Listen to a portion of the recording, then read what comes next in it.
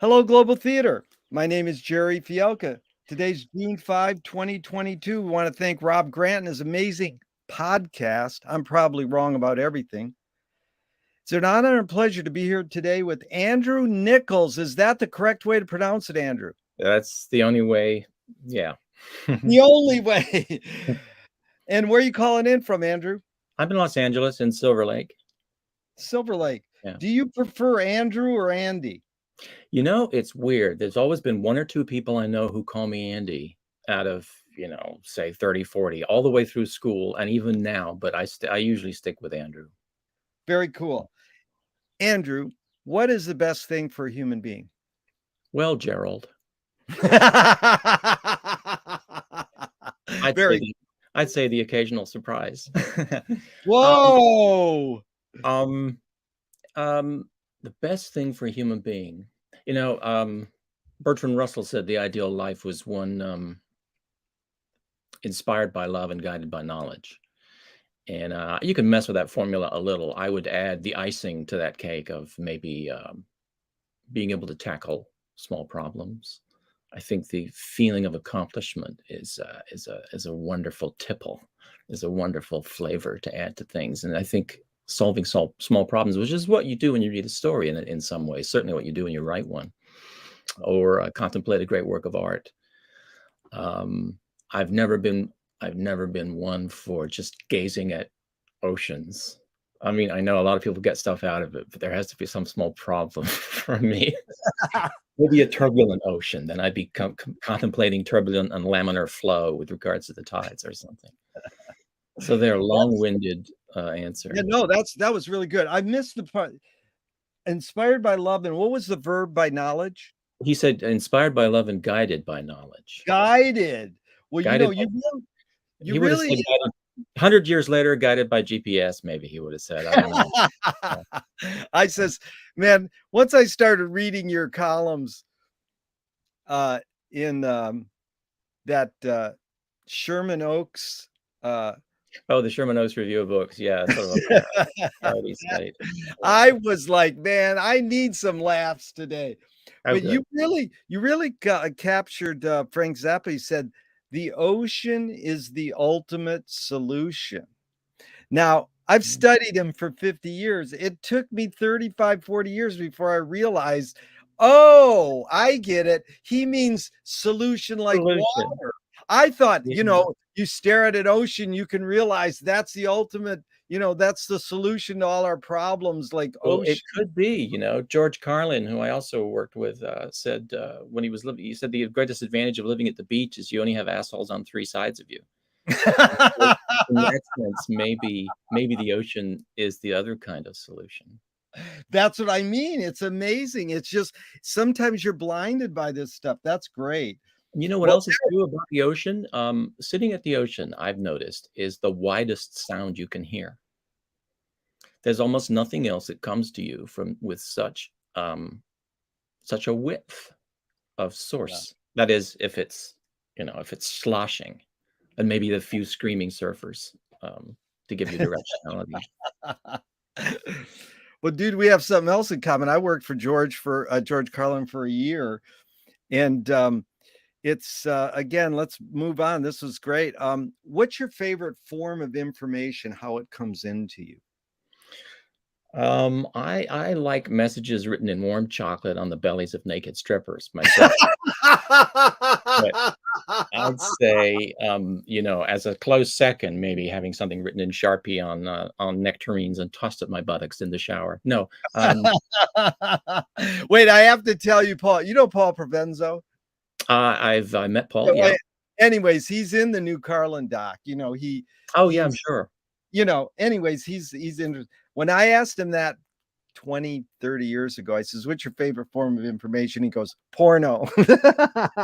Now, everybody takes this way too seriously, but not the most frequent favorite. But I like the chocolate, I take in information through my eyes. I'm very visual, and I worked for many, many years, for over 50 years. My writing partner, Daryl Vickers, takes in information through his ears. And so we were complementary, very left versus right brained in almost everything. And he didn't forget anything he heard. and I don't usually forget anything I see. So I can spell, and I'm pretty good at math and people's names, and he can identify. You can be in a restaurant and a song we play, and he'll go, "That's the same singer from," and he'll name some band from the '70s, and we look it up, Right. and he's right. I'm predominantly visual, so yeah, I prefer reading to. I can't, for example, listen to audiobooks. I drive off the road. Oh, two things. Is visual in is eye and ear right and left of hemisphere? Which I one? don't know. It seems to me they must be, because I know that anytime, like Daryl and I began by writing sketches for local TV in Canada in the '70s, and any time that I said to him, say we'd written someone walks in and confronts someone in an office, or a woman on a horse meets guy Yeah. with a sword, I would say, "Which side is the horse on?" And he would always say, "Oh, the left." And I said, "No, no, it's the right." And we never, of all the times I asked this over 50 years of collaboration, we never agreed. We always saw things on the opposite side. I mean, I literally there was not a single time. So there's got to be something to this left Yeah. right thing. So it made me stronger for writing certain types of things, and drawn towards putting certain things in and having people say certain things. I had sports and literature covered. I mean, he had sports, I had literature, I had the mathematics, he had the music and Yeah. history and geography. I have no sense of direction at all. So Really good. Back to reading for a second. Did you become a reader more because your parents read as an example, they told you to read, or on your own? I think when I was reading, I remember reading The Wizard of Oz when I was 4 or 5, and taking it to my grandparents who were on vacation. I grew up in England, and they hadn't read it, and I mentioned it to my parents that I'd read it, and they hadn't read it either. I think I mostly went out on my own, although they would read to me at night when I was tiny, but I had the feeling they were books that they'd already read. A. Mills poems. Yeah. My mom would read to me from the Oxford Encyclopedia of British Verse, and Tove Jansson's Trolls books. Wow.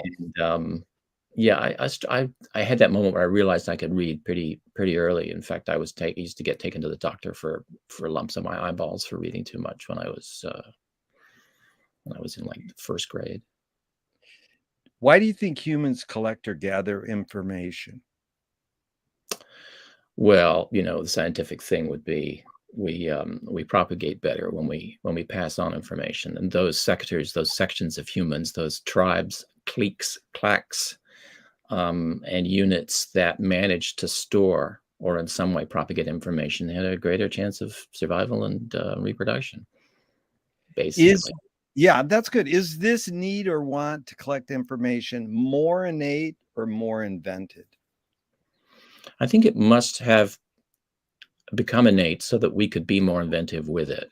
I mean, it's a chicken and egg question, but I don't think one. I mean, the classic way that mutations advance is that they're random, so they're innate, but mistakes. And some of them are advantageous. They're reproductively advantageous. And so collecting information, as with, having earlobes or whatever, Yeah. must have conferred something before those people got inventive with it. We've become inventive with many other things, um, some of which, were one to watch much current media, one would decide would be better in extinction. Do thoughts create emotions? I was just reading an interview with Thomas uh, Di Tommaso and Anil Seth, who are two conceptualists of mind working on the hard problem of consciousness, and they discuss this, and they both seem to think that emotions come first. Um, Although it's odd, um, Seth is a visualist. He thinks consciousness arises out of the slow process of even starting with leaves, recognizing, or bugs in the sea. And when something darkens the area over you, it is a predator. Avoid that thing, and you'll live longer. Um, they both seem to feel from this interview in Nautilus magazine. I think it may have been a reprint, but it was last month's Nautilus Science magazine, that one has to have a body in order to have consciousness. That there's no such thing as a disembodied self. Um, Anil Seth's book is called Being You, and that it's strict. It's the interaction of input, light and teeth of larger things that creates what we would call emotion. But I mean, does the Venus flytrap love the fly? Is that an emotion? It's certainly a strong instinctive yearning as expressed in behavior. Um, I That's a don't new I I don't should spend ask much that time question. I don't spend much time feeling. I spend more time thinking. So that may skew my response. Yeah. No, I should add that question to my survey. Does the Venus flytrap love the fly? I'm always looking for new questions. But that is interesting because I was going to ask you, but you sort of already answered, but I'll ask you, your observations of humans in general. I know it's both and it depends. Are we more thinking beings or more feeling beings? You said what you were, but what do you think humans in general are if you had to generalize? I do think about this a fair amount, and I looked at quotes from stuff Ecclesiastes, right? Or in the French, celui qui augmente sa science augmente sa douleur. So whoever increaseth knowledge increaseth sorrow. Um, and then you get St. Augustine, more brain, O Lord, more brain. You don't get people until the modern era too much pleading for more feeling. Was that the question? Thinking versus feeling, or is it emotion versus thinking? Yeah. Oh, you're rephrasing the question. Yeah. Give, Is give that me what the original. Give me the question again with the yeah, original what is intonation. are humans more feeling beings or more thinking beings? Well, I think you could take that division. It's like asking which contributes more to the area of a field, its length or its width. You take either one completely away, and you don't have the capacity for the other. So you need a tincture of each. And people, I think, skew from 90% one way to 90% the other. I with deference to Russell's quote with which we opened. As I age, feel a yearning more towards. I wish I could encounter people who thought more and felt perhaps a little less, or maybe who had a little less fealty to strongly felt feelings, which are more easily led astray and which have no mechanism for correction. Although there's plenty of people who have thoughts that have no mechanism for correction either, as we know. Really good. Andrew, this is so enlightening. I really appreciate it. Bridget Bardot says, when I make love, I don't think. I go, good luck. How can you're doing the most sensuous thing your body could do practically, and you're trying to say, don't think. I But mean, 30 minutes before you think, "This guy? I don't know." Or you or or you think, "Have I had too much to drink?" I mean, you lead yourself into the state where, let's say, a drunk driver having an accident says, I was incapacitated," and the judge says, "Yes, but you let yourself become incapacitated." So you led yourself to the state where you're claiming, yeah. non-malfeasance, and that's not a wholly legitimate argument, so I don't know about Bridget. Bridget has some odd feelings about other things too. I don't know what I think until I fill in the blank. What would you say? Write about it. Till I write about it. Yeah, till I write about it. Yeah. I would even say that writing is not so much. I mean, beginning writers often will think of it as a didactic experiment, but I just think writing is learning. Writing is learning always. Wow. You're digging and digging and digging and seeing what's there, and then so writing and revising. You're doing them both and looking at it and saying, tasting the souffle and going, no, close. It's not what I meant, and you especially learn it if you write for any form that has a great deal of rehearsal, which would these days only be stage, really. Yeah. You get quizzed by the people playing the people you've created about what you meant, and you find what you meant. You often find things, some of them spurious, because I know there tends to be a little bit of woo woo in theater and those drawn to it. You must, Yeah. oh, you have a camel here and you have so and so. So you're obsessed with humps. No, not necessarily. One can find the figure in the carpet, and it's not necessarily instructive. But yeah, going over and writing something down that you have pondered, especially writing it adversarially. So in a stage dialogue, you would get less out of it than I think in a monologue you would get less than you would in a dialogue, because you get to embody the two or more conflicting opinions. Whereas in television, which where I've worked most of my life, you get to benefit from um, about 21 conflicting opinions at the same time. You know, you've got that's what makes the range of expression of thought on television so conflicted. You get a Venn diagram down to the smallest overlapping mutuality of sponsor, director, actor, network, studio, budget, schedule, and all those things. Well, we'll get into that. Can humans think without language? The Worfian hypothesis, which there's been a really good book recently, doubting it, fighting it anyway, says no, and I don't know what the Chomskyites would say about language. I know the generative language says that you know, the whole thing of what was oft thought but ne'er expressed. You know, the definition of wit. So it's just coming up with some salience, which completely enlightens an existing idea, but without language. Your thoughts would certainly be less bold, less expansive, less exploratory. There would be less ability to retain them. So you don't have the markers, you don't have the pegboards to push them into for a later reference. You don't have without language, you wouldn't have the overlapping various elements of yourself. You would have a much more simplified stream. You know, you might think as a cow thinks. You say, oh, there's some grass and there's that big metal choo-choo thing going by. So if you remove language, yeah, you make thought more barren, I think. Yeah, you made me think of one of my favorite paintings, Mark Tansey. He has 3 or 4 art scholars in an art museum standing next to cows, and they're all looking at a painting of a cow. So, you know, is the cow thinking or looking at the cow pictures? Who knows? You know. Yeah, that's good. Yeah, anyways, you have ESP because you anticipated. Chomsky says a language is not just words. It's culture, a tradition, a unification of community, a whole history that creates what a community is. What do you do when language breaks down? When language doesn't work, what do you do? What I personally do is try harder, typically. So that's what poets tend to do, and I've been writing more poetry and prose in the last 15 years or so, as opposed to changing what needs to be said to adapt to my weakness, which I may have done earlier when I was under, you know, like commercial deadline pressures.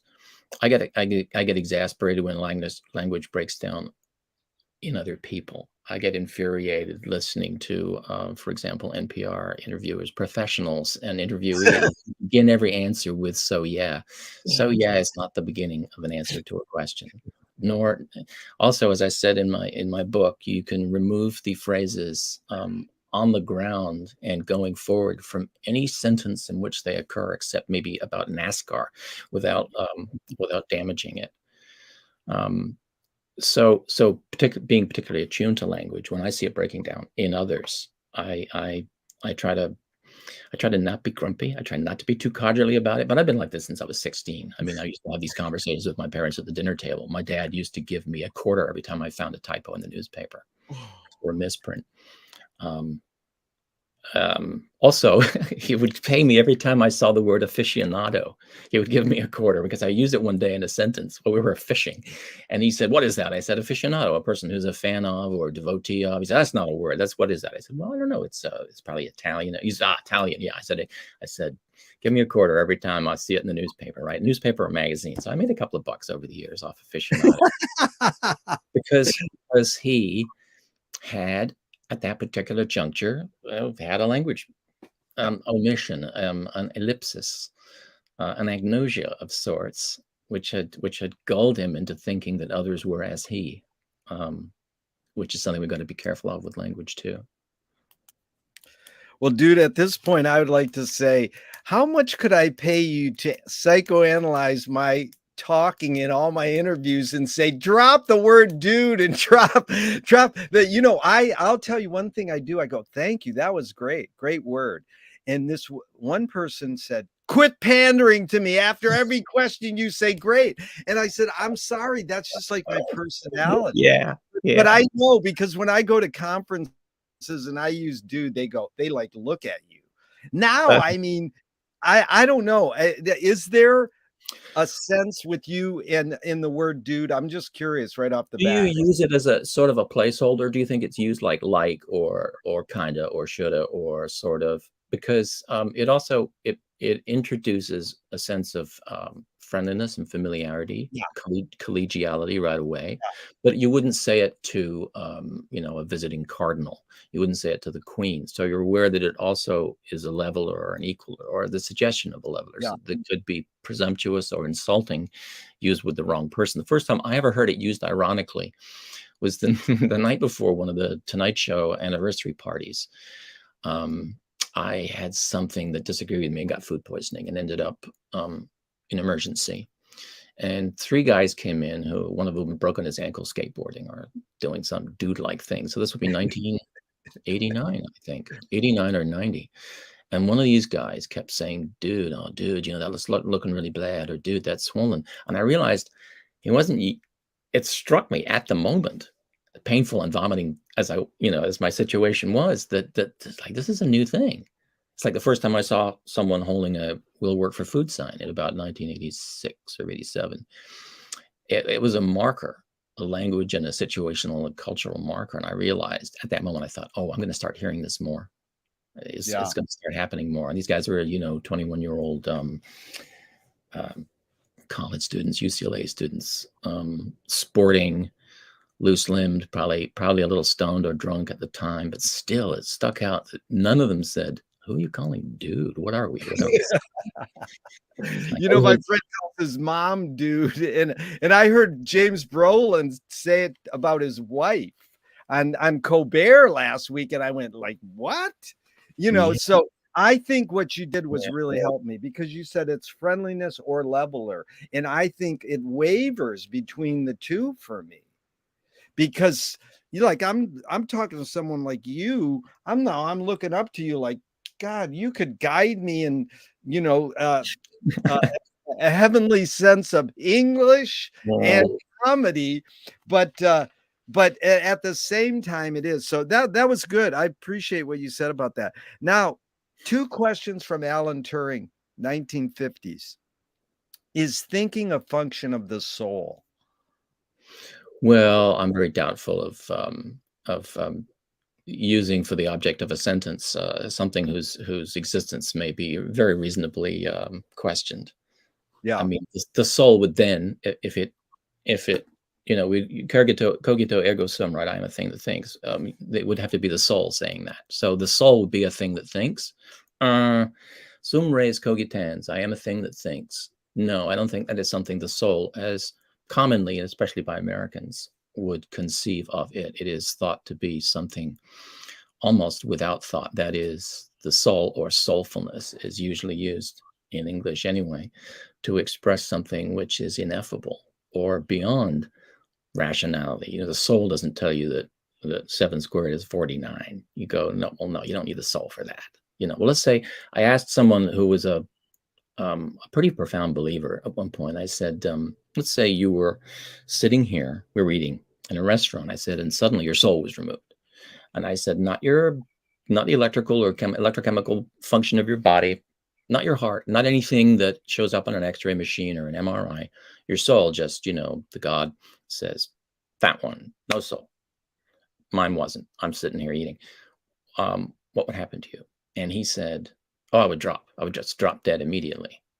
So I said, "Well, what then? So the electrical spark going to the nodes of your heart would fail? What would be the cause of death?" And he said, "Soullessness." I said, "But I'm wondering that if that doesn't over-define it." I was picturing something more like, I would become a Zoroastrian or something. I was expecting you to say, "Oh, my fundamental attitude towards what we should do and what we should be would change." Not that you're gonna die. So, yeah, it would be so he saw the soul as not only a thinking, but a thinking, feeling, computing, breathing, everything. So that was his definition. I don't think people get quizzed very often, certainly not by people like me in Toronto restaurants, um, in it to that depth. But if you believe Yeah. in it, I think you must believe it is a thing that does something. So by looking at what it does and what you believe it does, take it away and see what you'd be without it.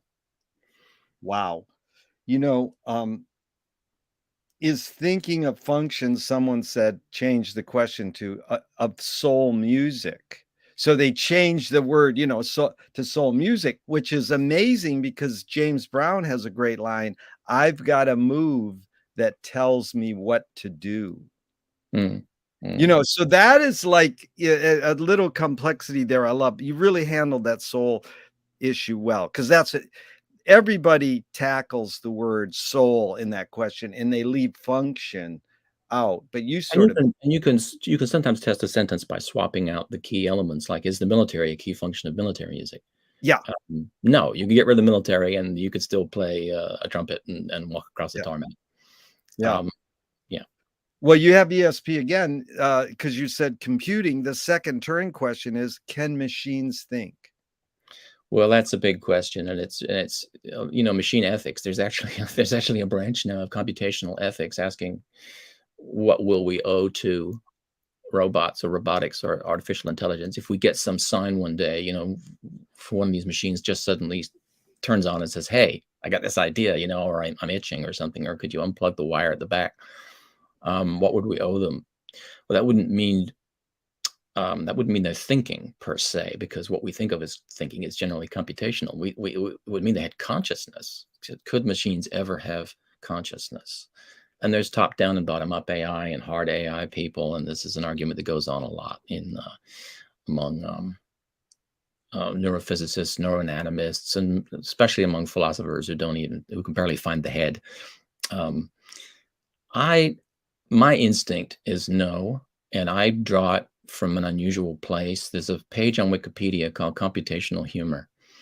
I've always thought of as humor as innately human.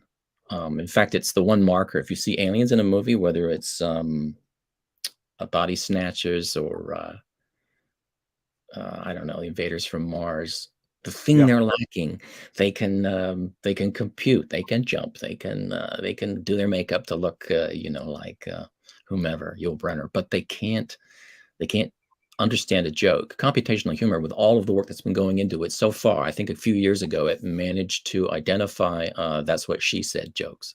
That's where it is. That's the state of the art. I think it's one thing that machines will never be able to fully do, and they're trying. They come up with puns, and I have a section in my book on puns. The Germans, there's a disease of the right frontoparietal cortex called Witzel. The Germans call it Witzelsucht. It's pun sickness.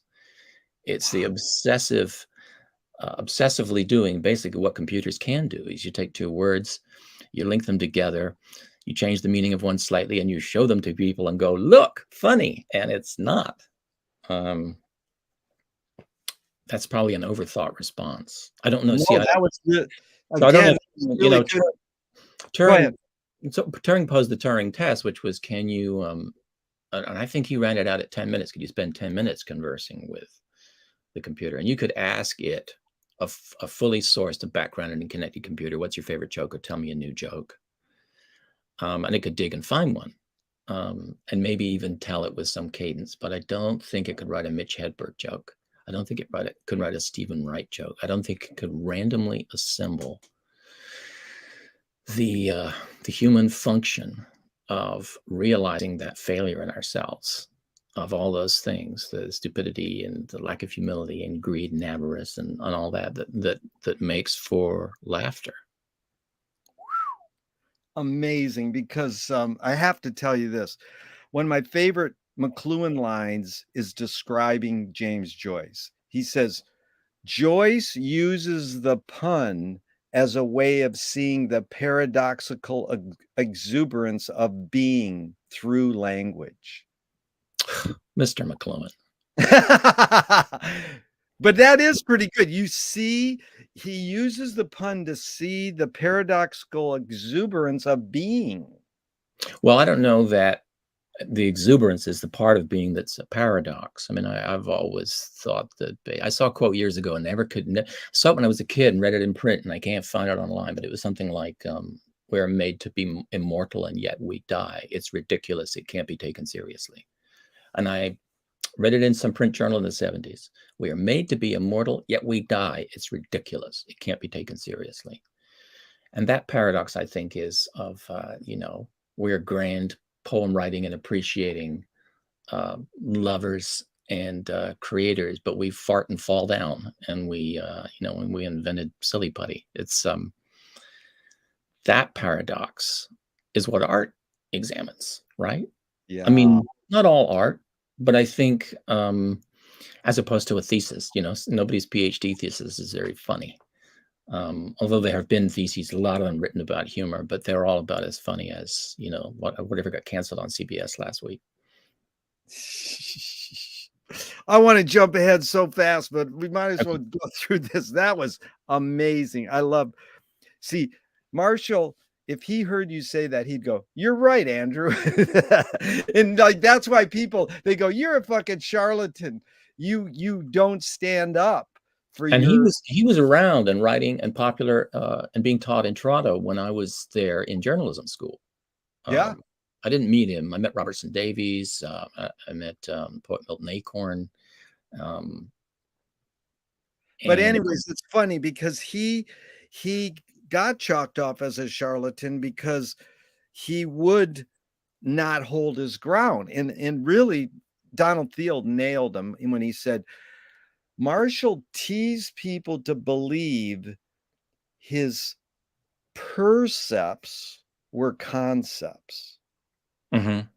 That's what he did. He teased people. So you look at him up in Wikipedia, it says media theorist. He says, I am not a theorist, but I'll take that because I'm in academia and that's what they're going to call me. So I got to play along. So that's Yeah. he was a he was a charlatan. He was He was a bit actor in a Woody Allen movie. he was. And do you know this? This is the heaviest thing. Woody made him say his question. Marshall's all about questions Mhm, as a statement.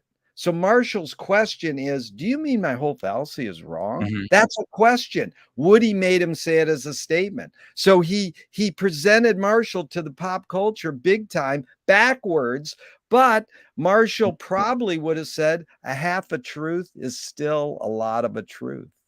Mhm. So Yeah, that's that's right. The line is, "You mean my whole theory is wrong." That's the way he said it, and that's a very strange line to make someone say. "Young man, you mean my whole theory is wrong." I think it's fallacy. The line that Marshall came up with that he repeated through his whole career was, "Do you mean my whole fallacy is wrong?"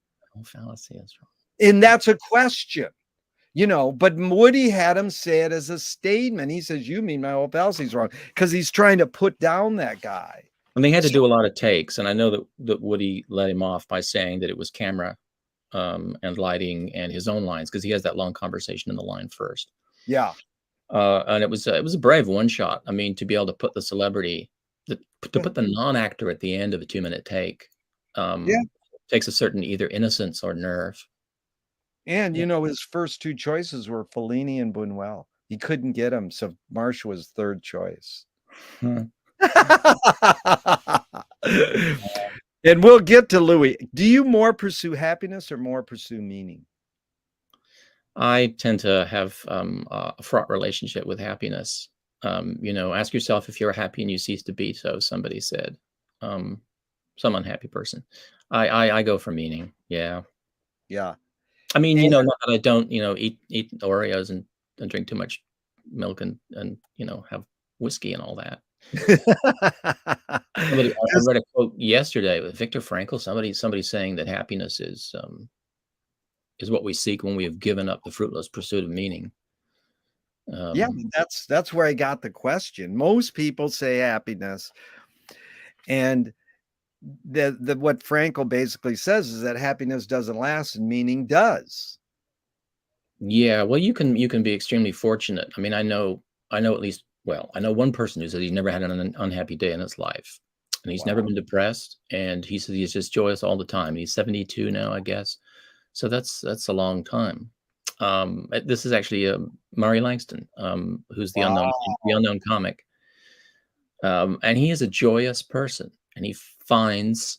I mean, he's had his upsets. Everybody has, deaths of friends and so on. But he says he's never been depressed, um, Wow. and he's a philosophical guy. I would say he's. he's a thinking type of person, though not necessarily an adept. Yeah. Yeah. Does the brain more detect consciousness or create consciousness? Is it bubbling? Is consciousness there? But you sort of tackled this a little already. Is Mm. consciousness there bubbling away and we're detecting it, or are we creating it more? I know it's probably both, but Well, you could replace the word brain with the mind, or you could yeah, or you could ask, does the conscious mind become aware of? You can hook people up to an MRI, a particularly fast reader now, and actually the machine can predict the way they're going to respond before they are aware of it, which is a really odd thing. You can have, let's say, a left button and a right button in front of them. One's red and one's green, and their hand hovers near it, and they say, "Okay, take as long as you want," and then eventually hit one button or the other, and you just slap it down as fast as you want. But as soon as you've decided, you can go ahead. And there are people watching with this machine wired up to detect the alpha waves and theta waves and so on. And the machine indicates before the hand even moves which they're going to do. And when you ask the person, they say, "No, I mean, my hand went in the air and then I chose as it was coming down." I say, "Well, look at this," and they'll show them and say, "No, you decided 30 milliseconds earlier. So you were becoming aware of what your brain has decided. No, you're paddling on a pond, and the pond is the mind, and you're the boat looking at the ripples and think you're going somewhere."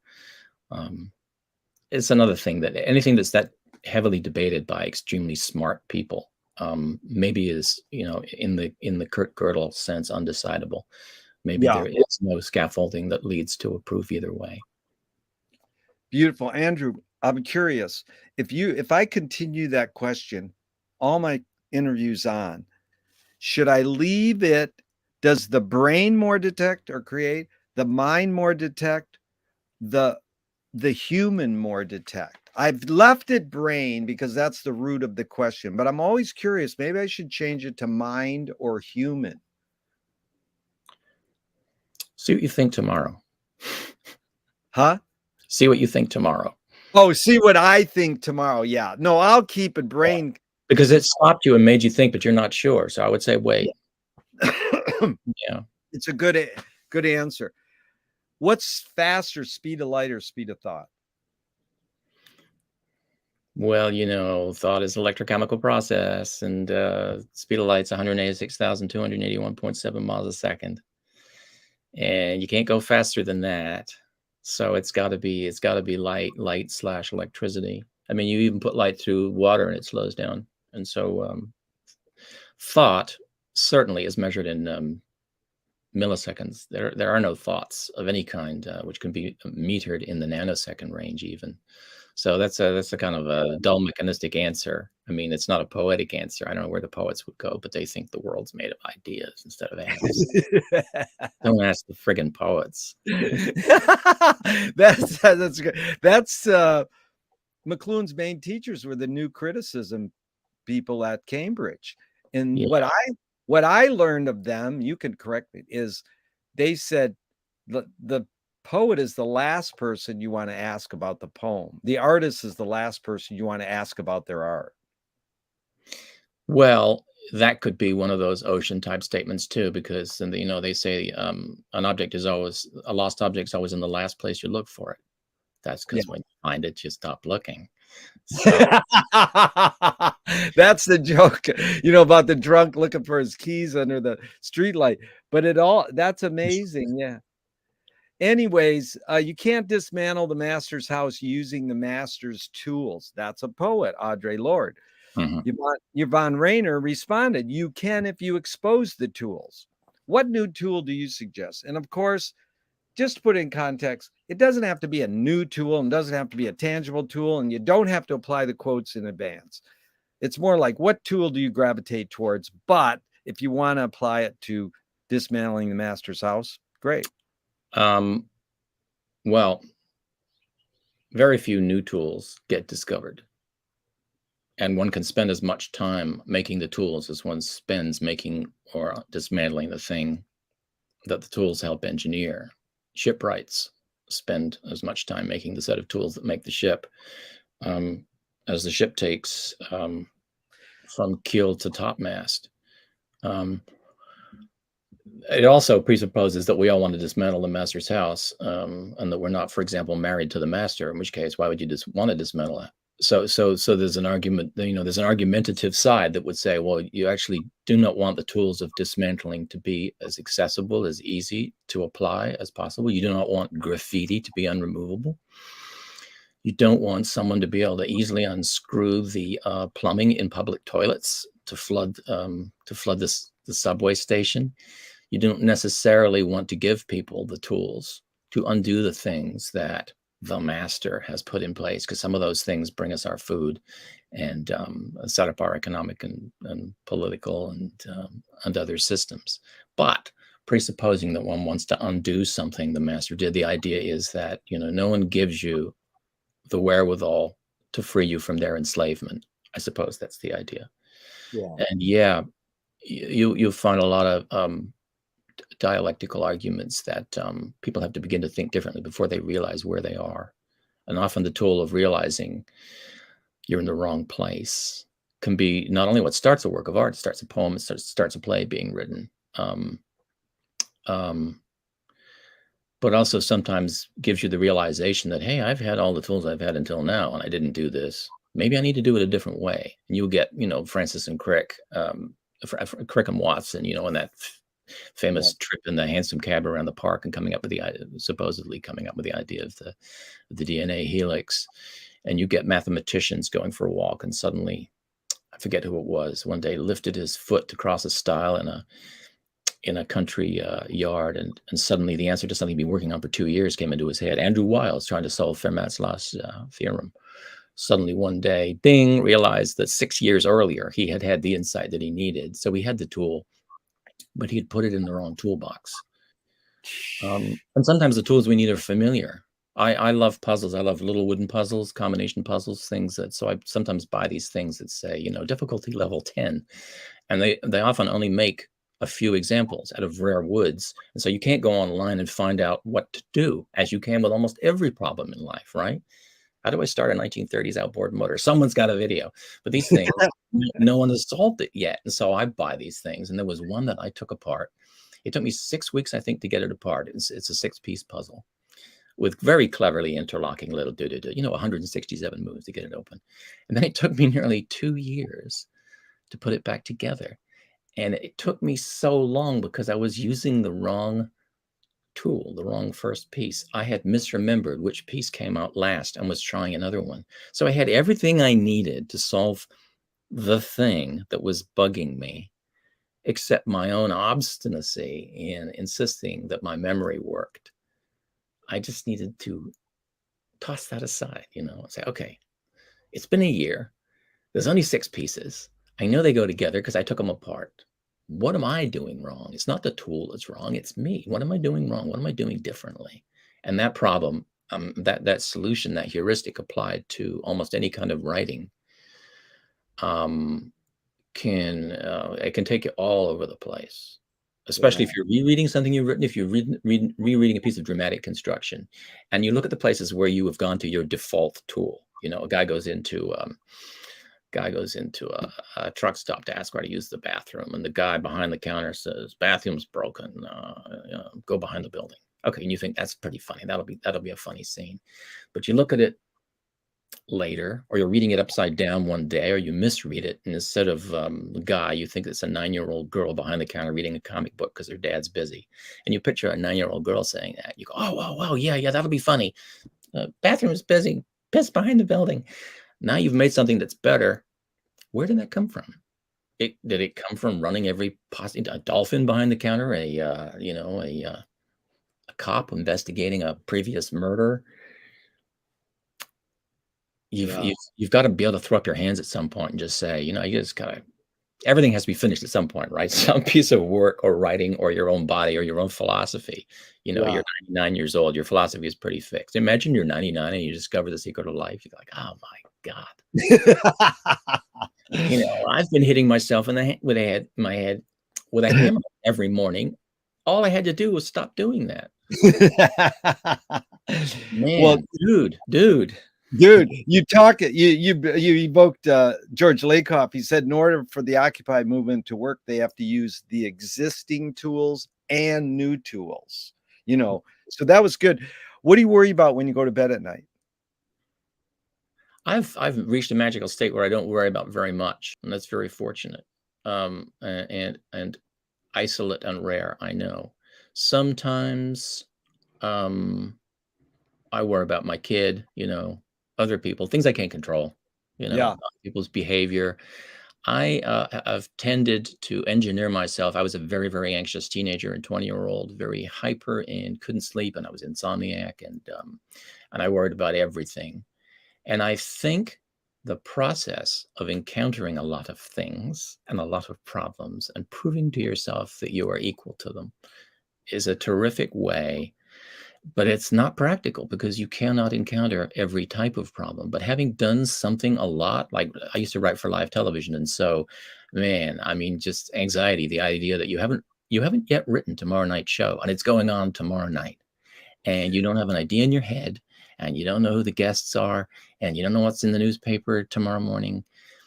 After a few years, I was able to go to bed at night and go, I've done it before. And I had a director once who came on a set, Joel Zwick, a terrific comedy director. He shot My Big Fat Greek Wedding, for example, but he did tons of TV. And he came on the set to do a pilot that my partner and I had written.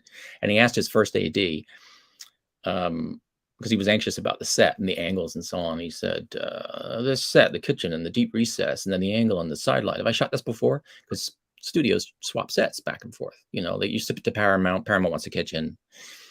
And the AD goes, flip, flip, flip. Yeah. He said, I can shoot it again. So in other words, his head was full of problem. But the fact that he knew or realized that he had solved it before without even knowing how was enough. And I think I've discovered that that's enough. Wow. McLuhan learned from Ezra Pound the poet that artists are the antenna of the race. They're broadcasting and detecting the hidden psychic effects of our inventions so that we can learn to cope with what we don't like about the invention. So I ask you the question McLuhan probed his whole career. Why do we ignore the hidden psychic effects of our inventions, even though the artists are broadcasting them to us?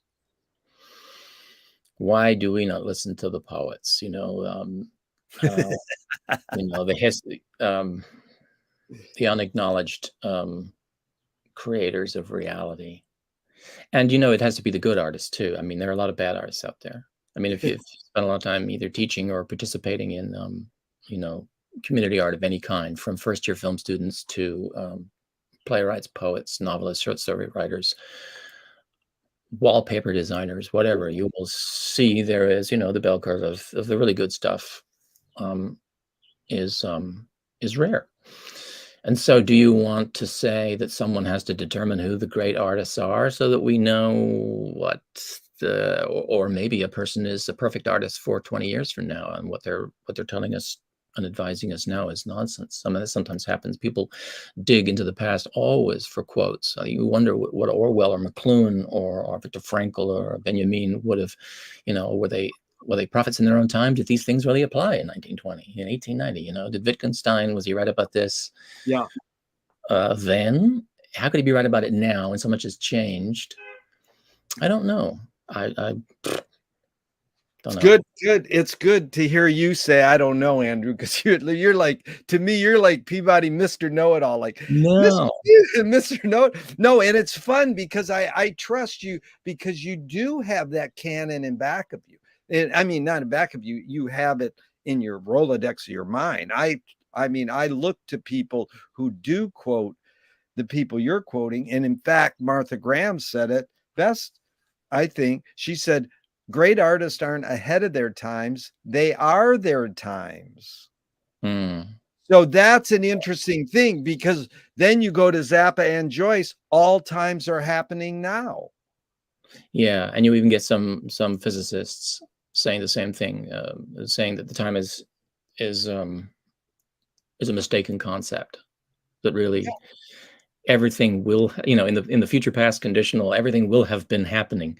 Everything everything has had happened. Yeah. And everything then compacts into one point, except for those things that have echoes. I don't know. Time, I don't think about time that way. Maybe I It should. sounds good, right? It's like Wyndham Lewis. This is my favorite. I always say this one because it sounds so cool. Artists live in the present and write a detailed history of the future. Mm, So, that's like it sounds good and it's sort of like people go, wow, because it's basically saying, Ram Dass, be here now. yeah, and you can be more specific about the type of artist and what they do. Poems are the moment. Poems deal with the moment. Edgar Allan Poe said that short story deals with a single effect. That was his quote. I've been thinking about that since I heard it earlier this year. A short story must deal with a single effect. But short stories are written either in the present or the past tense. It was more common to write them in the past, in say the 19th century. You get a lot more present tense writing at the moment. Scripts, which I've spent my life doing, are a description on the page of the past. You never write. I mean, sorry, no, they're in the present. They're in the constant present. It's novels tended to be in the past. Scripts are, he walks down the road, he walks down the hall. He pauses for a moment before entering the classroom. You never write, he walked down the hall. Because you're imagining someone with a camera and actors doing it in the now. Poems, does that make poems and screenplays somehow unwary siblings? But there are poems written in the past, but they do deal with a very concrete moment. And I've had a couple poets say this, that basically you're dealing with an exploded moment, something shown holographically entire, the way a truck is blown into its 1,000 pieces to show us how they may be assembled. That has been tried with the novel. The Mezzanine, and Room Temperature. The Mezzanine, to Nicholls and Baker's novel, takes place entirely doing an escalator ride from one floor to another. And Room Temperature, his second novel, took place entirely while warming one baby bottle. Trying to, but either resulting from or are caused by Baker's ability to get obsessively into consciousness and to deal with consciousness. I mean, consciousness is the subject. As my lovely wife, Janet, often says, that certain tenses, in certain periods of fiction, consciousness is the subject. Consciousness is the subject. Yeah, that's good. And it's not the breaking waves or the butterfly on the back of the hand. It is, what is this doing to me? What does this mean to me as a person, as opposed to, what are the trapezoidal, conchoidal shapes of the patterns of the wings, symbolize laminar and turbulent flow of air. No, it's, what does this do to me? Well, that's you. That's McLuhan updating his main percept mid-career. Medium is the message, to the user is the content. He changed. Didn't he say the medium is the massage at one point? Well, it's both. The medium is the massage, medium is the message. It's both. But that's only, it's basically 40s to 80s. Mid-career, he changed it. He goes, nope, it's no longer medium is the massage, medium is the message. It is user as content. But it really goes back to Poe, and you taught me something amazing there. The short story deals with a single effect. So I want to tell you something I repeat all the time and get your opinion of it. Poe invented the detective novel, reasoning backwards, what McLuhan called effects precede causes. Mm-hmm. That spawned the symbolist. They basically said, and then it spawned the rock poets and advertising and Finnegan's Wake. That means it doesn't matter what I say, it's how I want to make you feel. Mm-hmm. So Mahler may said it, the symbolist. I don't paint the thing itself, paint the effect it produces. Yes.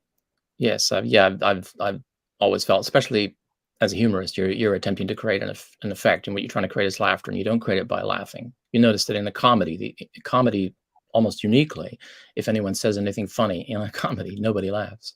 It's the only form in which nobody laughs. And I think of George S. Kaufman, the playwright, who said, if you have a character laugh on the stage, it saves the audience the trouble. You're trying to create the effect, not talk about the effect. And one of the things that Milan Kundera said about Keach, he had a little essay on Keach in one of his books, was Keach is not so much creating or even examining emotion. It is saying, look how emotional this makes me. So it's going right over the waterfall and then saying, oh, look at the teardrop. Look how affected I am by this painting. Oh, my cat just came in the room. He's going to have a comment too. And I've always thought of Keach as being a right-wing, almost a fascist approach to art. Not only because, the fascists always hated modern art and anything that wasn't purely figural or, Italian neorealistic, or, but that the art should try to, when you sit down to try and do something, you're going to write a poem, you're going to write a haiku, you're going to compress something into a very small space, an acorn, it's going to expand in the forest of the reader's mind. A joke, I always thought, was being a lot like a magic trick too. You do a great deal of work to pack something into that cane, into that sleeve, and you hope that it will go boom. You spend all your effort engineering and designing and scribbling and back wiring and researching materials in order to create something that will flower in the viewer's mind, in the reader's mind. But it takes a while in such a small thing as a joke to keep backing up and saying, would that do it? Would that do it? Is this going to have the effect? You know that if you, a whipped dog will cry, but you don't necessarily know how to make it deal a deck of cards. You're dealing with any art, I think, with thinking of what made you feel that way. But then you've got that other thing in the saucer. You're thinking, yeah, but other people aren't like me. I want this to appeal to the broadest group possible. And then you get Joyce. I don't know what he was thinking with Finnegan's Wake. He had a lot of intellectual friends, which helps, because you can then imagine the audience for something which even you are barely able to recollect the construction of, 10 years later. But yeah, I have spent many hours trying to think, okay, I have this feeling. And I would sometimes say to Daryl when we were writing jokes, okay, here's the construction, or here's the end, and not know what the joke was, just saying, I want to go there. And it's kind of like this. It's like this thing, that joke about the air, the pilot screeches on the brakes and lands, and the airline, the jumbo jet almost hits the end, and he stops, and the plane stops, and he says to the co-pilot, that is the shortest runway I ever landed on. And the co-pilot looks out the window and says, and the widest. You're trying to you want to make the audience do part of the work. You want to make whoever's hearing put together without saying he landed the wrong way. But there's a way of ruining that joke, as there is the way of ruining a lot of jokes. And I've seen a lot of jokes ruined by trying to, as actors say, play the result, by going right to the end and trying to say the thing, which is Keach, trying to say the thing, showing the big bear with the tear coming down its eye as the forest burns its home. That ain't art. Amazing. Now you're pronouncing Kitsh as Keach. Am Keach. I getting? Is it Keach or Kitch? Well, anyways, Kitch or Keach, whatever. But this is amazing, because you really get effects precede causes. People don't get that. You really get it. I appreciate that. Now, a couple things, because we're never going to get through this whole interview. I'd like to do part 2, 3, and 4 with you, but let's go. McLuhan loved to quote Steve Allen, behind every joke is a grievance. I have problems saying that, because it's not every joke, but your take on that line, behind every joke there's a grievance. You can take the word grievance and read it very widely. And I don't know. Well, Steve was doing nightly monologue and then sketch comedy, and coming out of a certain tradition. And I don't think he would necessarily have included, for example, the jokes in, Charles Addams' cartoons, in which one is laughing at something absurd. Or, I saw somebody recently saying every joke is sick. Every joke's a sick joke. I have, in my book, I actually have a little thing where I tried to summarize the things people laugh at. And I said it was the notions underlying most sitcom plots, one-liners, jokes is sex, death, stupidity, excretion, inebriation, gluttony, pretension, pain, cowardice, money, pride, guilt, ineptitude, deformity, lying, misunderstandings, and foreigners.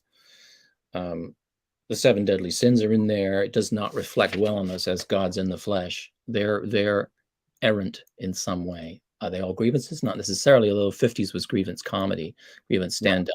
It was someone coming on and complaining about their wife, or Phyllis Diller complaining about Fang. So let me tell you. But if you expand the idea of grievance about, grievance at the world, grievance at, why do I not have more brain? Why can't I understand this? Why do people find themselves in these situations? The whole, not every joke is, why did they sell the hot dogs in 6s and the buns in 8s? Kind of thing, but that was predominant for a long time. And in fact, what you've got since Letterman, really, 82, 83, and a lot of the pre-computer meme, when stuff was memeing and would be repeated the next day, it was grievances about jokes. I mean, he was doing his grievances. So it was recursive comedy. It was what Daryl and I used to call beyond comedy. You step off the end of the pier and you just keep walking. And a lot of that is playing to your friends instead of playing to the room. And Seth MacFarlane does it a lot, and Judd Apatow does it a lot. Taika Waititi does it a lot, where a character will hear or do something ridiculous, and then camera goes to the observer, who just kind of chews or rolls their eyes or something to indicate there is an opportunity here to say something funny. But if I did that, it would be so Steve Allen. It would be so 70. That's that's what McLuhan taught us, was Menippean satire. Menippean satire is when you use the medium itself. And that's, we grew up on that in a way because of Mad Magazine. Yeah, the remora on the Mad Magazine taught us that. Yeah. Mad was the remora on the belly of iffy dramaturgy for years. A little sucker riding along on stuff that they disdained. And the satirists, I mean, the great original Greek satirists apparently used to consider themselves a failure if the production of their plays didn't create suicides. I mean, they wanted people to be mortified and destroyed and taken apart publicly in ways that were irremediable. Well, what is the function of laughter? I used to think laughter was a collective forgetting, that it's the cartilage in some ways, absorbing the shock between what is and what should be. I think it's that thing of, we're made to be immortal, yet we die. We are made to be perfect. We stand upright. We put on a brand new suit and go to work and fall in the dirt right before our interview. And, Mel Brooks had that thing. A tragedy is, a comedy is where you fall 200 feet off a cliff. A tragedy is where I stub my toe. So in other words, it has to happen to someone else. But we sympathize enough. If you show someone going through a situation no one can empathize with at all, I think the humor tends to be less. I mean, there are certain formats, certain genres in which it's harder to do comedy because we've seen them parodied so extensively, the Western and certain kinds of bodice-ripping romance, that we now associate the thing with other people from a different place. That's not something I have anything to do with. But I think the cartilage thought, which I had when I was in my teens at least, holds pretty well. We expect things to go a certain way and they don't. Yeah. We were made to be immortal, yet we fart and fall over and say stupid things and can't remember the subject of our own PhD thesis at a party, and get drunk and try to screw the boss's daughter and all that.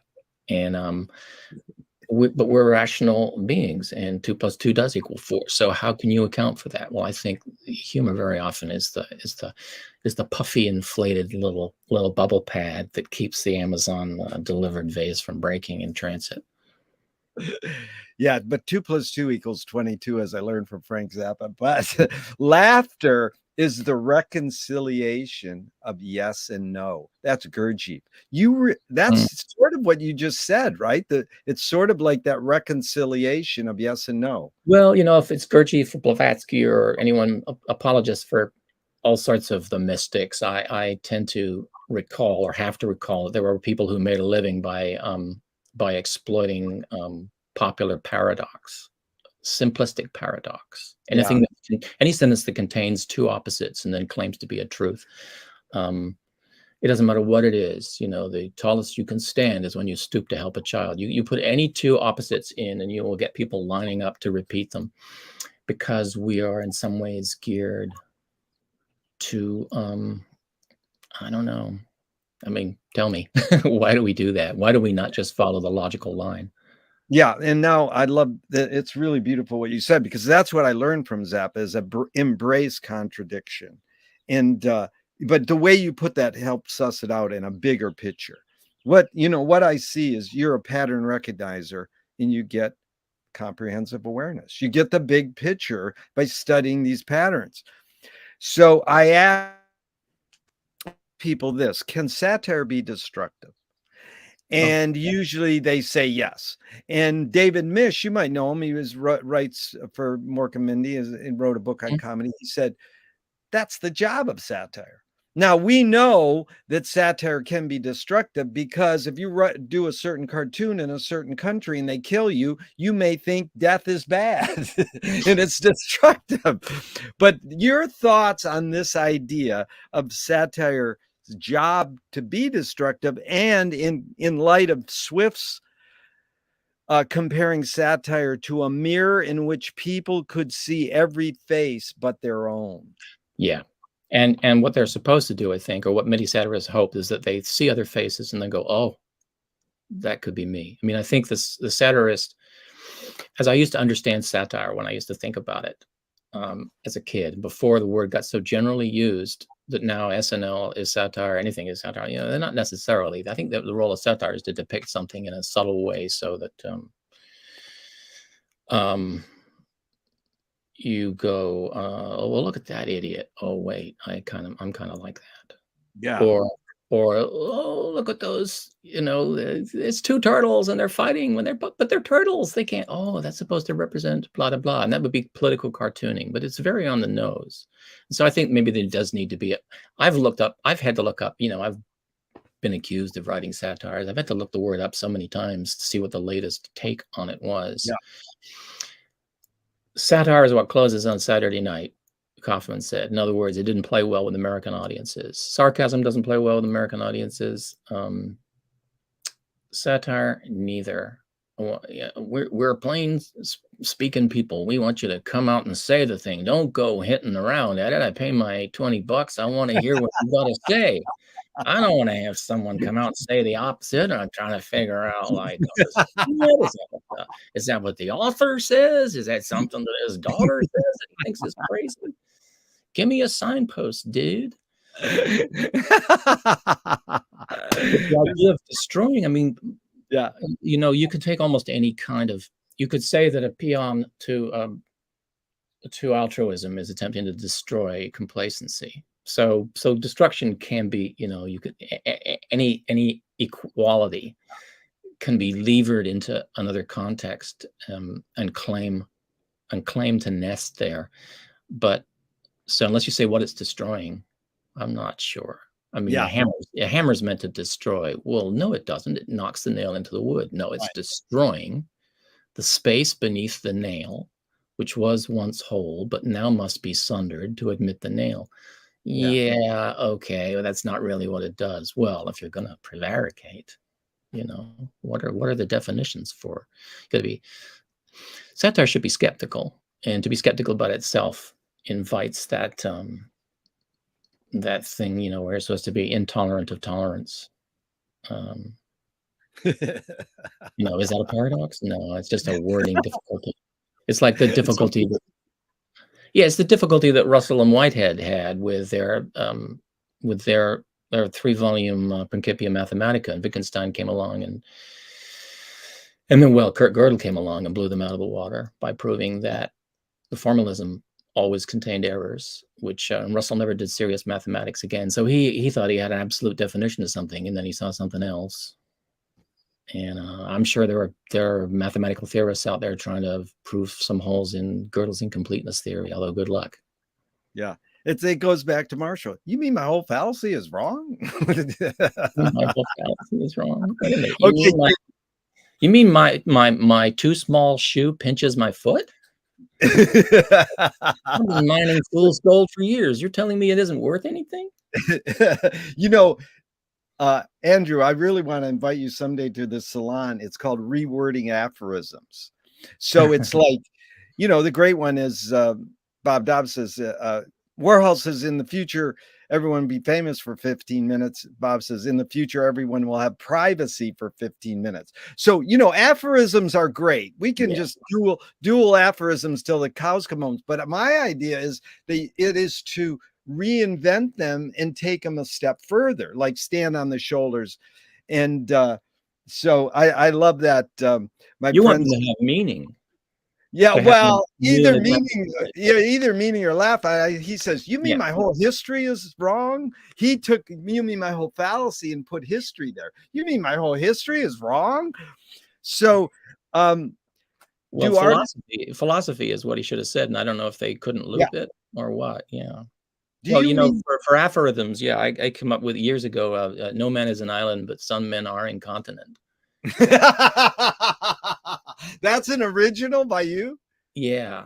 But I've seen it. I mean, there's things that we've written. Daryl and I wrote for cartoonists for years, and so we would sometimes see things on fridge magnets and bumper stickers, and that we had written years ago. So it's very hard to plan. That great website, Quote Investigator. They try to go back and go and tell you where it first appeared somewhere. But do artists, satirists, comedy writers, poets, do they have moral obligation? Yeah. I don't know what they are, but I would say no one lives in a moral vacuum. I don't think you can. And so the question is implicitly, do they have moral obligation with the art they practice, as opposed to not go, and poison the landlady? Within the art, I think, and audiences, what's the line about, architects covered their mistakes with ivy, and chefs with sauce, and doctors with sod. Comedians, and especially television writers, cover their mistakes with sweetening laughter, So you can have an obligation to amuse without upsetting an audience, and the audience will tell you. The audience will either laugh or not laugh. But on the other hand, I've seen it so many times doing the same material to different audiences, and a different audience reacts completely differently. And you think, wow, I really died last night. We did a bit once on the Tonight Show, and Johnny just bombed. It was called Graduating the Audience, and it was the time of year when everyone was giving graduation speeches. We did it every year. And he gave Johnny Carson, "You are now graduating from my audience. You are now graduates," take a bow thing. But all with facetious lines, and it just sank. So I would talk to him every morning just after 10 o'clock. He would call in, and we would discuss what we're going to do that day. And so I told him about the prop. I started telling him about the prop piece we had ready for him. And he said, "No, we're going to do Graduating the Audience again." I said, "Okay, I don't know if we can put the piece together, a really solid piece together that quickly." He says, "No, we're going to do the same one, exactly the same." He said it was a bad audience, and I'm going to prove it. And I said, "Okay, should I give Ed a little intro that says, if you were watching last night, you may have noticed a smell coming from Studio One." He said, "No, I want to do it exactly the same, as if last night hadn't happened, and I want to see the difference." And so I went backstage that night, and he went out and did it exactly the same way, and it killed. Wow. Now, the 500 people in the audience, were mostly tourists, and so they had been traveling. They'd been on planes or in campers or RVs the day before, and they hadn't seen the show in all likelihood. So I just can't. And he never spoke about it again to the audience. He never said, "You may have noticed we did that twice," but he just wanted to make the point. And I was standing backstage, and he came back after the monologue and just gave me this little wink, like, "What do you think?" Yeah. So the effect it had was it offended or upset or didn't amuse or whatever, destroyed some beliefs. It was destructive to that first audience. Second audience loved it. So, I mean, you can say the same of any painting. You can say the same of any sculpture. Someone was out knocking the dicks off the sculptures in Italy 40 years ago, and longer.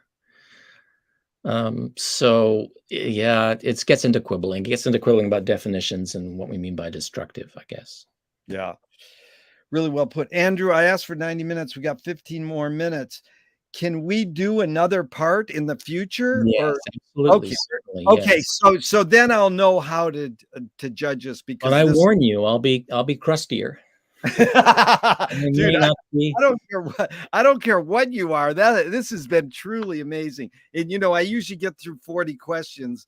I'm on number 10, but Oh, we did get sidetracked well into your I could just profession. answer yes or no. I could do yes or no from now on. No, no, no. I want you to do just as you're doing.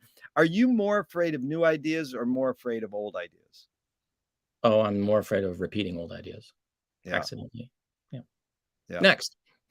No, I didn't mean to do that, but can you conjure up your earliest memory ever or one of them? I used to until I found out it was false. And it was a very clear memory of my parents, something being wrong with the bathroom upstairs in our house in England, and them having to boil water in the kitchen and wash me in a big tub in the living room. I remembered it. I mentioned it to them when I was 7 or 8, and they said, "No, it never happened." It may have been Well, a lifetime ago for you. It was only 3 years ago for us. No, that water out. No, we didn't have a big steel tub. No, it never. And it was the clearest. And even after they denied it, it stayed what yeah. I as what I thought of as my clearest memory for years. But I do remember being about 6, sitting on the pot in our home in England, in Rickmansworth, Croxley Green, Rickmansworth, and looking at the light switch and wondering how long I would remember this memory. Wow. And thinking, okay, it's like I'm 6. I wonder if I'll remember this when I'm 10. Wow. Is memory more a curse or more a blessing? Depends on the memory. Yeah. Absolutely. And, post-traumatic memories are horrible, and you get Charlie Kaufman dealt with that in a way in Eternal Sunshine of the Spotless Mind. I cannot live with the memory of her. If you could take it out, I'd be happier. I'm obsessed with amnesia. I would love to be amnesiac for a while. I've written a novel, which is on Amazon, called You Were No One Before This, about 3 amnesiacs who were found naked on a beach in New Jersey, and a reality TV show springs up around them because nobody believes it's possible that there's a coincidence of 3 separate amnesiacs, naked, all attractive young people. Let's just expose them and find out what the hell they're doing. But into the second season, they still haven't solved it. And so that gave me an opportunity to examine the idea of, like, who would you be without your memories? Yeah. Um, if you didn't have your what they call the semantic memory, right? Like, or your autobiographical memory. So amnesiacs lose their autobiographical. People can also they can become aphasic, lose their language memory and other things. But I would kind of like to wash away my knowledge of what I have done and been, and be sitting somewhere and try and figure out who I am, what my nature Yeah. is, and how much of that is informed by, oh yeah, I did pull that kid's pigtails, or oh yeah, I did shoplift that, when I was 10, or yeah, I fired that guy just because I didn't like looking at him. If you take all that away, what is your nature? And how would you determine what your nature is? Yeah. You could pretty well sit there and go, can I play the piano? Yeah, a little. Can I play the sitar? No. Can I drive a semi? No. I think you would know without having any memory of yourself. But Yeah. the questions of, am I a good person? Um, could I amuse 10 people spontaneously? I don't think you would know that necessarily. I think it's an interesting list of questions. I sometimes lie awake at night and try and think of what would be easy or what would be difficult to determine about myself if I had no autobiographical memory. Yeah. It's amazing. Joyce said, remember to forget. And Mm, this whole thing about unlearning, people talk about, I want to unlearn, I want to, fireside theater, everything is wrong.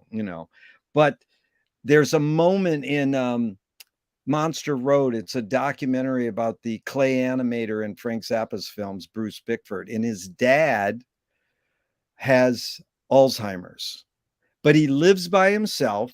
And Bruce goes and visits him and brings him some food.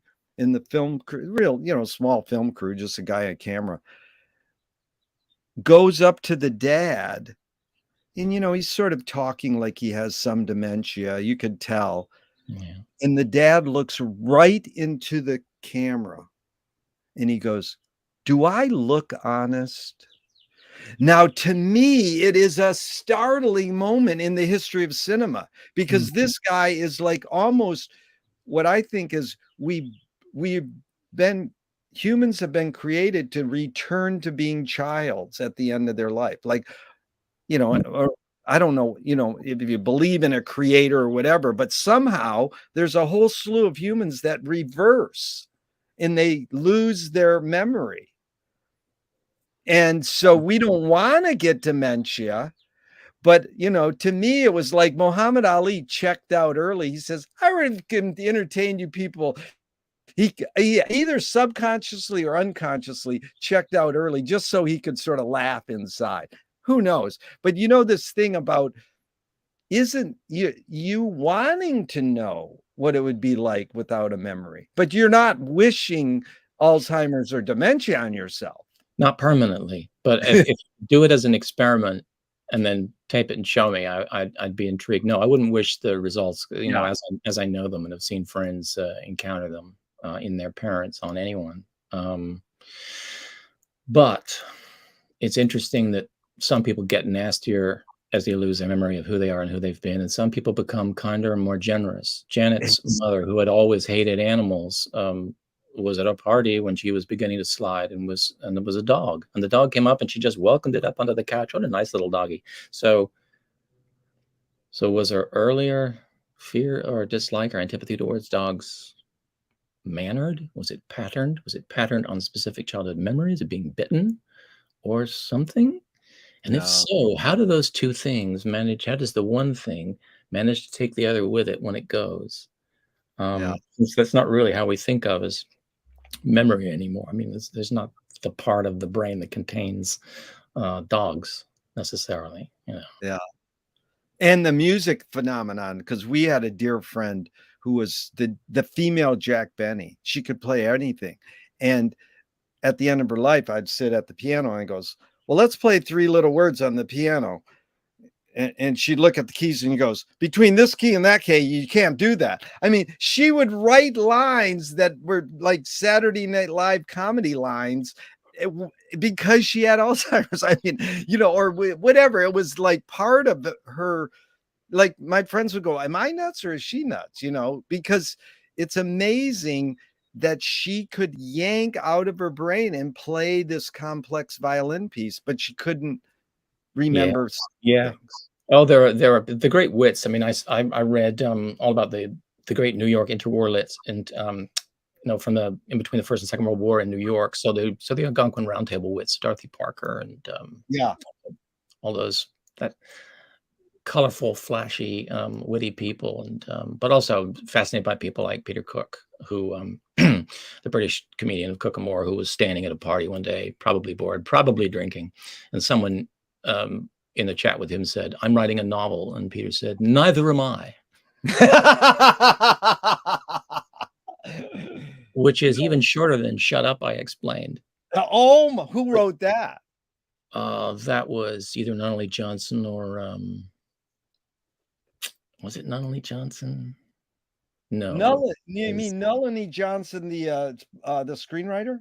Yeah, I have a thinking it wasn't. I have a thinking it was one of those 1920s or 30s guys. Shut Up. Wow, because that's who I got that from? Shut Up, He Explained. I learned from McLuhan, because McLuhan would repeat a lot of things and not credit them because they were just like pop culture things. Yeah, it's from a short story. Daddy, Are We Lost? He said, Shut Up, I Explained.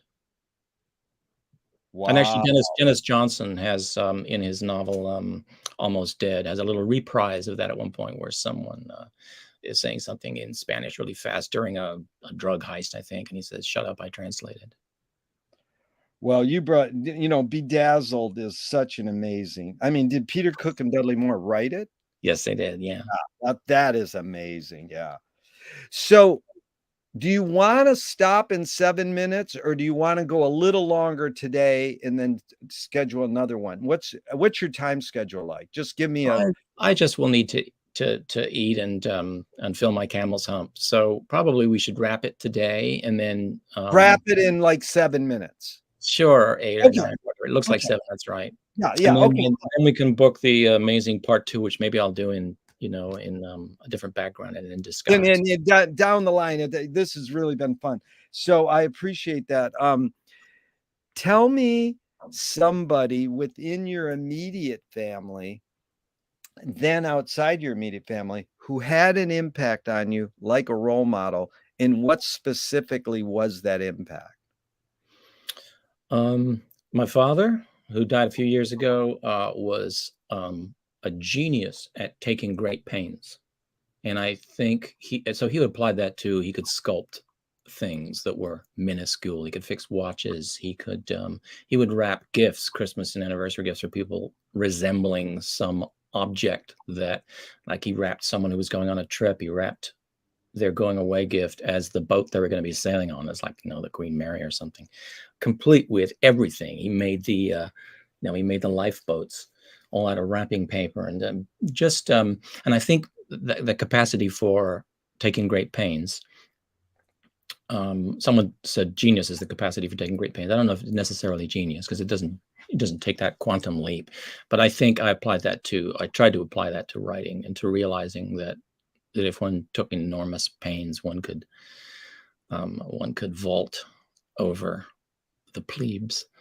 And then outside the family, Darrell Vickers, I guess, who I started writing with when we were 12, both hugely influenced by Python and the British wits, and both British, but meeting up in Canada in middle school, and we began writing together almost immediately. And I still have dreams. I not only have the the Johnny Carson nightmares. I have cooperating with Darrell. We're on a new set. We've done 130 or 140 series and pilots together, and many stage plays, and written for cartoonists and comics, wrote for George and Rodney Dangerfield, Joan Rivers, and Gary Shandling, and for Johnny, of course.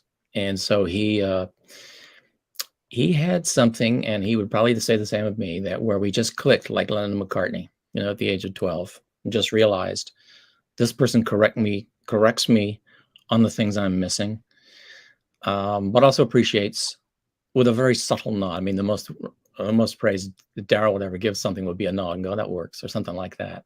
He said something to someone once, and I said, "Coming from you, that's high praise." He said, "Coming from you, it'd be ventriloquism." He's he's very witty and appreciative of wit, and we'll probably end up doing some more writing at some point. But after a while, the TV work faded into us doing different things, plays. Yeah. Well, that So was well summarized. I have a couple quick questions in that regard. When you said your dad, a genius at taking great pains, is it back to the word sorrow? Is that by pains you mean physical or mental sorrow? And then, but then no. you talked about using wrapping paper, so I got mixed up there. He was Oh. also someone who was like an artist. Oh yeah, he was an artist. He designed typefaces for Electroset and for I graphic got type. He was an engraver. Everyone in my family, as far back as can be traced, is a visual artist, except for me. And I don't have many relatives. My parents and one of my grandparents are all no, three of my grandparents were only children, and both my parents. I don't have any cousins or nephews or uncles or anything like that. So when we're gone, we're gone. But he had that, and his father did as well. He could, if something was broken on the car, he could sit down, figure out how it worked, take it apart, put it back together again, replace the parts that were missing out of who knows what that he would find, whittle something down. He showed me how to whittle links, chain links out of a branch, which I still sometimes do for people. I will get a piece of wood and whittle it, and then separate the links. But you mean pains as Taking great pains, yeah, to do something. Is that more of a British or Canadian expression? Yeah, I well, mean, no, I mean, it's like he was a troubleshooter in regards to emotional and physical. Are you he was saying able that? to focus an extraordinary amount of forethought and work into a very tiny thing, whether that thing was a wristwatch or I mean, he wasn't verbal though. So my mom was more of the literary, the poet, and Scrabble player, crossword doer. So I combined her words and love of words with his love of making people go wow, or oh my Yeah, god, look at that. Yeah. yeah. The And joy then of taking great pains or going to great trouble to create a small surprise. yeah, so there you started with that word surprise. That was good. And so just to close out on George Carlin, because I wonder if we I was working for George for a year around 93 in that office they had in Mhm. Westwood. And Right. were you writing with for the Fox TV show? Yeah, I'd met him first. I'd written something, for his brother, Pat, who just died last month, and Yeah. Pat, had showed it to, George, and George called me from a plane and said he's having problems. This is 84. He was having trouble with an HBO special he was supposed to do, and he had pages and pages of notes, and he didn't have a script, and he didn't know how to make a script out of a bunch of observations, but he loved this thing we'd written, and could we meet him in his office? So we went with Jerry Hamza and a bunch of the other folks who are working in that office in Brentwood, that beautiful space, which is what pulled him out of his tax problems, is having all those deductions, all those things that Jerry had discovered for George, and he was happy. He was a joy. So we worked for 3, 4, 5 weeks with him on a HBO special called Apartment 2C, which was based on the idea we came up with was that he's just trying to work and everybody keeps interrupting him. So we had all these guest stars come in and knock at the door when he's trying to write a monologue, and that was the format. And then we had an overall deal at Warner's when Warner's saw the George Carlin show, 94, 93, 94, 95. It only went one season, I think, 26 episodes, 26, 30 episodes. And so he asked us to come in and punch them up. So we wrote 3, I think, and then we rewrote maybe a dozen others. Wow. So that HBO special again was called what? It was called Apartment 2C, which was the number of George and Pat's apartment up at 123rd in Amsterdam when he was growing up. Is that one of the 13 HBO specials? I don't know. I think it was the very first one. I got the impression because I can remember sitting in rooms with HBO executives and them saying we couldn't use certain words, and you can't say this and that, and me Right. saying you got George Carlin, plus you got HBO, and you can't say these words. Well, we're trying for a different kind of audience for this, so it was unlike his stand-up specials. It was a sitcom Yeah. title. It looked like one. That's funny. I'm not sure if that's one of the HBO specials. I'll have to look into that. 'Cause, yeah, it was funny because I interviewed Jerry Hamza and Kelly Carlin 6 months ago with all these philosophical questions, and they said nothing about the documentary. And it was funny Oh. because now the doc just came out. Now, have you seen the 4-hour doc? No, I haven't. No, no. Anyways, yeah, I'd love to get your opinion of it because, they I think they did a good job, and I'm curious, but Oh, I'm sure, and he's yeah. what a sweetheart, what a great guy. Oh, Yeah. amazing. I mean, that's I mean, toot my horn a little. When I worked for him, we had a few talks. I was helping him with his mail order business, and he turned to me once and he says, "I'm gonna learn a lot from you." I said, "Could I put that on my gravestone?" I mean, that is like an amazing Yeah, line. yeah. Then when the TV show didn't work, the mail order business didn't work or whatever, I was hired sort of to continue to give him information on VHS tapes, Oh, wow. Xeroxes, whatever, audio cassettes pre-internet, like just an information supplier, just once in a while. And it Oh, was just research. Yeah. it was Wow. amazing. He was an observer of the human condition, and that was, he wanted to know more information. So, Yes. you know, Yes, the, more brain, oh Lord, more brain, definitely. He wanted to be topped up, and, we'd come to him from, just if I'd come taking the bus down from Canada a few months earlier, and there used to listen to his stuff under the covers with the earphones on, so that our parents would and there he is, inviting us in and hugging us in the morning before he yeah. had his wheatgrass juice or whatever that horrible stuff he used to, Well, that's like seeing him at the end of his life. I saw George and this is addressed in the doc well. Everybody goes, "He's so bitter," and they really address it well. I'm curious your opinion when you see it, but I would sit next to people and they were paying like 40, $80 a ticket, and it felt like they had to laugh because you bet I paid my money, I'm gonna laugh. But they weren't really going, I wouldn't let my kids say that. Why am I laughing at this? But they were like almost this was just a feeling I got from Yeah, them. yeah, I had a friend, a high school friend who I, met again years after school, and we talked about the paths we'd walked. I mentioned writing for George, and she said she had seen him in Vancouver, and this would have been in 2002 or 3. And she said we walked out. Yeah. So yeah, you can walk out of something for any reason, because it's not what you expected, because the artist isn't doing what you expected.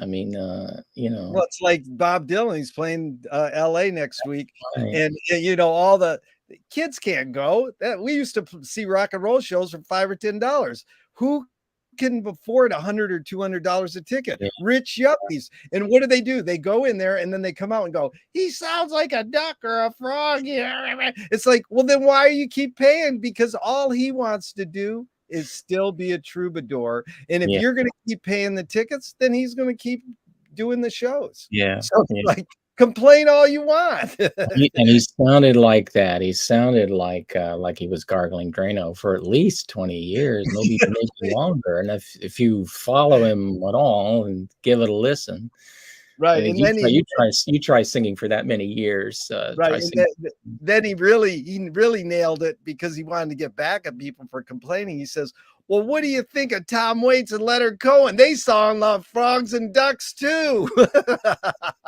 Yeah. Well, Andrew, thank you so much. It's truly been delightful. Thank you so much for inviting me. This was fun. This is great.